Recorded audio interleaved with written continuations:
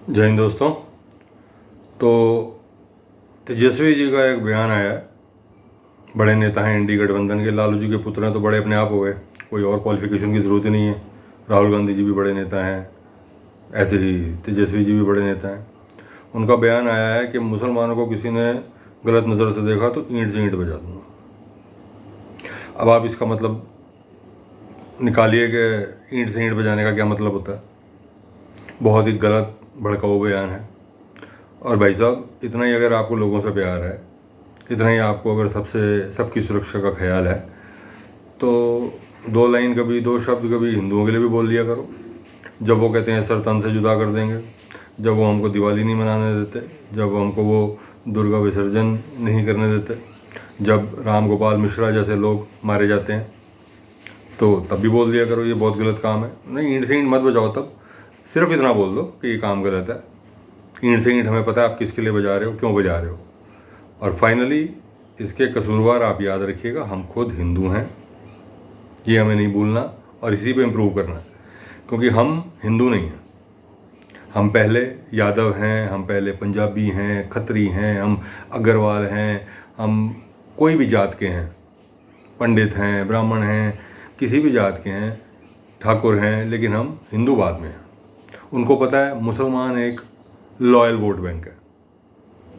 एक नारा लगाया अल्लाह अकबर, सब इकट्ठे हो जाएंगे। शुक्रवार को सारे इकट्ठे होते ही हैं। हम तो खैर मंगलवार को समझते कुछ नहीं। अब मंगलवार को ना समझना, तर्क बहुत है इसमें कि उस दिन में क्या फ़र्क है, हम लोग इन तर्कों में मरते हैं। वो सिर्फ एक रैलिंग पॉइंट बन सकता है। चलो आप उसको रैलिंग पॉइंट नहीं बनाना चाहते, पर आप इन स्टेटमेंट्स का ध्यान दो और देखो इन लोगों की मंशा क्या है। कि अगर गिरिराज सिंह बीजेपी के नेता हैं, उन्होंने रैली निकाली है तो इनको तकलीफ़ हो गई। इन्होंने कहा जी मुसलमानों को गलत नज़र से मत देखो। और मुसलमान कुछ भी करे, कुछ भी बोले, तब ये ईंट से ईंट क्या, ये तब इनको पता भी नहीं चलता कुछ हुआ है। तब हाँ देखते हैं, हमें तो पता ही नहीं चला, ऐसी ऐसी स्टेटमेंट्स आती हैं। जब अयोध्या में कुछ महीने पहले नाबालिग लड़की का रेप हुआ था, वैसे तो ये दलितों के लिए बहुत बोलते हैं, दलित बच्ची थी, उसका रेप हुआ, तो डिम्पल यादव का बयान था कि अभी हमें पता नहीं है, हम दिल्ली में हैं ना, तो अभी हमें पता नहीं है, अभी हमें पता लगेगा तो हम फिर देखते हैं क्या इसका है, अभी तो हमारे तक रिपोर्ट पहुँच, तो तब इन तक रिपोर्ट ही नहीं पहुँचती है। तो ये फिर याद रखिए, ये हमारी अपनी कमी है।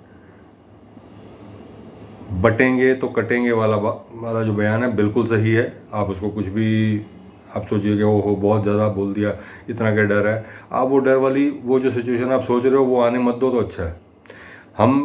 मैं आपसे कह रहा हूँ, हमें किसी से लड़ना नहीं, हमें किसी को तंग नहीं करना, किसी को पीटना नहीं, कोई भड़काऊ नारे नहीं लगाने हैं।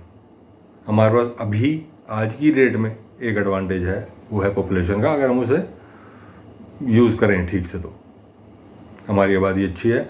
और ऐसा नहीं है, मैं ये नहीं कहता कि हमें हमेशा ही बीजेपी के साथ लगे रहना, नहीं, लेकिन हमें तब तक ज़रूर लगे रहना है जब तक इंडी गठबंधन वालों को ये ना रियलाइज़ हो जाए कि भाई ये थोड़े से जागरूक हो गए हैं, ये कुंभकर्ण जो सो रहा था थोड़ा सा करवट ले रहा है, तो इससे पहले कि काम ज़्यादा ख़राब हो जाए, इनके बारे में भी सोचो, कुछ इनको भी इज़्ज़त बख्शनी शुरू करो।